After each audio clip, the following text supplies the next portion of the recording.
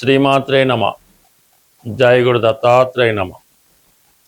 ఈ వీడియోలో మనం తులారాశి వారికి మార్చి 29 నుంచి ఏప్రిల్ 4 మధ్యలో జరగబోయే వార ఫలాలు పరిశీలించినప్పుడు ఈ వారం అంతా శుక్రగ్రహం గురుగ్రహం రాశిని వీక్షించడం వలన రెండు శుభగ్రహాలు ఎప్పుడైతే రాశిని వీక్షిస్తాయో కంప్లీట్గా ఆ వారం జాతకుడు ఏదో ఒక శుభవార్త వినడం కానీ అతనికి ఏదైనా ఒక మంచి జరిగే అవకాశం ఉంది. ప్రధానంగా వివాహం కొరకు ఎవరైతే ఎదురు చూస్తున్నారో వారికి వివాహ సంబంధం నిశ్చయమయ్యే అవకాశం ఉంది. అలాగే వైవాహిక జీవితంలో భార్యాభర్తల మధ్య అన్యోన్యత పెరుగుతుంది. భర్త చెప్పినట్టు భార్య నడుచుకోవడం కానీ భార్య చెప్పినట్టు భర్త నడుచుకోవడం కానీ జరిగే అవకాశం ఉంది. మీ ఇద్దరి మధ్య వేరొకరు ప్రవేశించాలనే ప్రయత్నంకి తావివ్వకుండా మీరే చాలా చక్కగా మీ యొక్క అన్యోన్యత తెలుపుకునే అవకాశం ఉంటుంది. మరి గురువు భాగ్యాధిపతిగా ఉండడం వలన ప్రధానంగా సంతానం, మరి ఎవరికన్నా సంతాన యోగం కలగాలంటే ప్రధానంగా స్త్రీలకి భాగ్యస్థానం అనుకూలంగా ఉండాలి. భాగ్యస్థానంలో శుభగ్రహం ఉన్నప్పుడు వారికి వివాహం జరిగిన వెంటనే సంతానం కూడా కలుగుతూ ఉంటుంది. సంతానం కలిగిన తర్వాత అదృష్టం కూడా నడుస్తూ ఉంటుంది అన్నమాట. అందువల్ల ఎవరైతే వివాహం తర్వాత సంతానం కొరకు ఎదురు చూస్తున్నారో వారికి కంప్లీట్గా ఈ సమయంలో మరి సంతానం సంబంధించిన శుభవార్తలు వినడం కానీ కన్సీవ్ అవ్వడం కానీ ఇటువంటివి జరిగే అవకాశం ఉన్నది.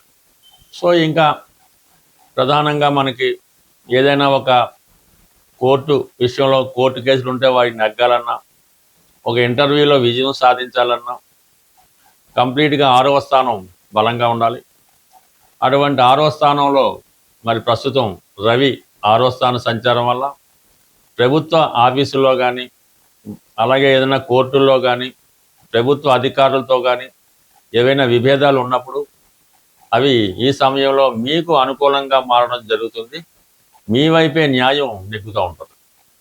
ఇక శని భగవానుడు రవి కలిసి ఉండడం వలన ఎవరైతే ప్రభుత్వ ఉద్యోగం కొరకు కానీ ఒక నామినేటెడ్ పోస్టుకు కానీ ప్రయత్నం చేస్తున్నారో వారి ప్రయత్నం ఈ సమయంలో నెరవేరే అవకాశం ఉంది.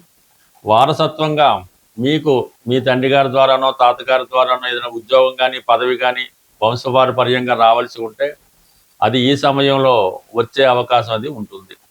అయితే కొన్ని సందర్భాల్లో మీ వ్యక్తిగత ఆరోగ్యంలో కూడా కొన్ని ఇబ్బందులు కనబడే అవకాశం ఉంది. అది ఏజ్ని బట్టి ఎవరికైతే థర్డ్ టైము ఈ శని యొక్క ప్రభావం నడుస్తుందో వారి మీద ఇటువంటి హెల్త్ ప్రాబ్లమ్స్ వచ్చే అవకాశం ఉంది.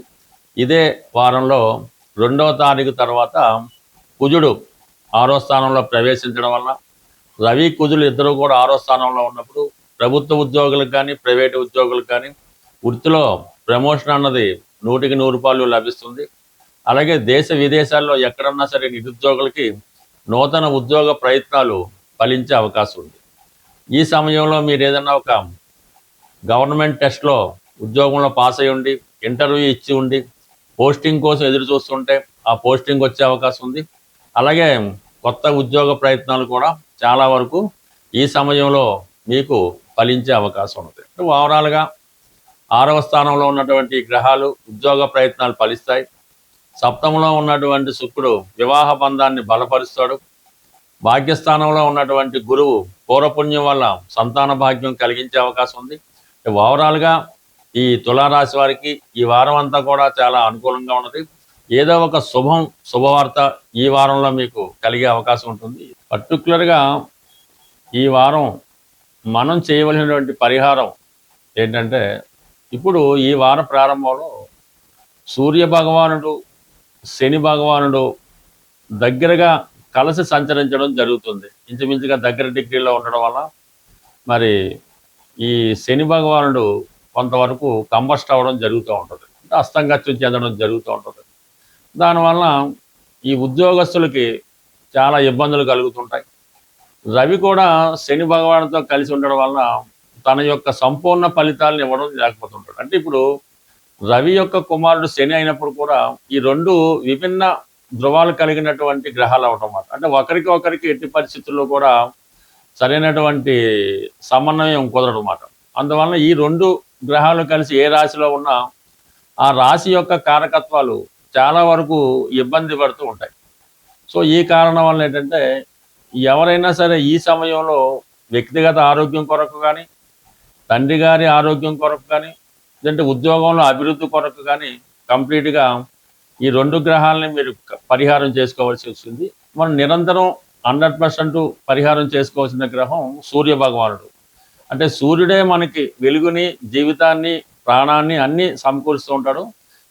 సూర్య భగవానుడు మాత్రమే ధనాన్ని జాతకుడికి ఇచ్చే అవకాశం ఉంటుంది. ధనాన్ని కానీ, ఆరోగ్యాన్ని కానీ సూర్య భగవానుడు ఇస్తాడు. కాబట్టి కంప్లీట్గా మీరు సూర్య భగవానుని ప్రతిరోజు సూర్య నమస్కారం ద్వారా, ఆదివారం నియమంగా ఉండడం ద్వారా, తండ్రి గారిని, తండ్రి సమానమైన వ్యక్తుల్ని గౌరవించడం ద్వారా కంప్లీట్గా మీకు సూర్య భగవానుడి అనుగ్రహం లభిస్తూ ఉంటుంది. అంటే ఈ సమయంలో మీకు ఏదైనా కొత్త ఉద్యోగం ప్రయత్నం చేస్తున్నా, నిరుద్యోగులైన వారు ఎవరైనా సరే ఈ సమయంలో మీ యొక్క తండ్రి గారికి కానీ, గురువు గారికి కానీ తెలుపు రంగు వస్త్రాలు సమర్పించి వారి ఆశీర్వాదం తీసుకోవడం వలన మీకు ఉద్యోగ ప్రయత్నంలో ఉద్యోగం నెరవేరే అవకాశం ఉంది.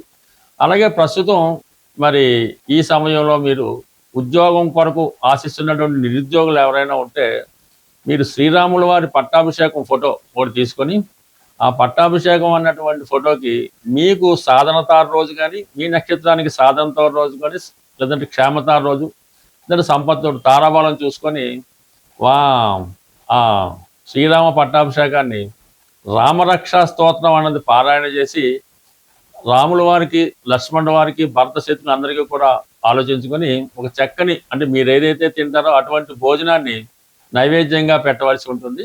అలాగే ఎవరైనా అన్నదమ్ములు ఉంటే, ఒక 2 కానీ 4 కానీ ఉంటే అన్నదమ్ములైన వారికి మీరు ఆ రోజు ఆహ్వానించి వారికి భోజనం పెట్టడం వల్ల మీకు కంప్లీట్గా నిరుద్యోగ సమస్య ఏమన్నా ఉంటే పరిష్కారం అవుతుంది, కొత్త ఉద్యోగం వస్తుంది, అన్నదమ్ముల మధ్య స్నేహభావం ఏర్పడుతుంది, పరస్పరం ఒకరు సహకరించుకోవడం జరుగుతూ ఉంటుంది. సాధారణంగా మీరు ఎక్కడున్నా, ఎలా ఉన్నా మీకోసం మీరు బాగుండాలి, మీకు ఉద్యోగం రావాలి అనుకుని ఒక 4-3 ఆలోచిస్తే మాత్రం కంపల్సరీగా మీకు అటువంటి ఉద్యోగం కానీ, వ్యాపారంలో అభివృద్ధి కానీ వస్తూ ఉంటుంది. అదే కొంతమంది మీరు పాడైపోవాలి, నాశనం అయిపోవాలి, కానీ ఏ ఒక్కరు కానీ, 2 కానీ ఆ విధంగా కోరుకోవడం వల్ల కంప్లీట్గా మీరు ఎంత మంచి స్థితిలో ఉన్నా ఇలాగ నాశనం అవడం జరుగుతూ ఉంటుంది. కాబట్టి సాధారణంగా అటువంటి వారికి దృష్టిలో పడకుండా మంచి వారితో స్నేహం చేయడం వల్ల అన్నదమ్ముల మధ్య సఖ్యత ఏర్పడుతుంది, ఉద్యోగపరంగా అభివృద్ధి కలిగే అవకాశం ఉంది. ప్రేక్షకులకు విజ్ఞప్తి, ఈ వారం అంటే 29 మార్చి 2026 తేదీన ఆదివారం రోజు సుందరయ్య విజ్ఞాన కేంద్రం బాగిలింగంపల్లిలో ఒక జ్యోతిష్య మహాసభ మా ఆధ్వర్యంలో నిర్వహించడం జరుగుతుంది. ఈ జ్యోతిష్య మహాసభ ఉదయం 9:30 నుంచి సాయంకాలం 5:30 వరకు ఉంటుంది. ప్రవేశం అన్నది పూర్తిగా ఉచితం. అన్ని సౌకర్యాలు మీకు సభలో ఏర్పాటు చేయడం జరుగుతుంటుంది. అంటే భోజన సౌకర్యాలు వగైరా వగైరా. ఈ సభలో ప్రముఖ జ్యోతిష పండితులైనటువంటి శ్రీ నానాజీ పట్నాయక్ గారు, అలాగే మల్లాది మణి గారు, జనార్దన్ ఠాగూర్ గారు, అలాగే బంగారాయ్ శర్మ గారు, నీలం పూర్ణమోహన్ గారు, ఎన్ విజయశంకర్ గారు, అలాగే విజయలక్ష్మి గారు మొదలగు ప్రముఖ జ్యోతిష్కులు వారి వారి ప్రసంగాలు వినిపిస్తారు. ఈ సభలో వచ్చినటువంటి ప్రేక్షకులు ఎవరైనా ఉంటే వారి యొక్క సందేహాలు ఏవైనా ఉంటే సభాముఖంగా ఈ పండితుల వద్ద మీరు తెలుసుకొని దానికి సరైనటువంటి సమాధానాలు కూడా తెలుసుకునే అవకాశం ఉంటుంది. జ్యోతిషంపై ఆసక్తి ఉన్నవారు తప్పకుండా ఈ సభకు హాజరై మమ్మల్ని, నా సభని విజయవంతం చేస్తారని ఆశిస్తూ స్వస్తి, శుభం.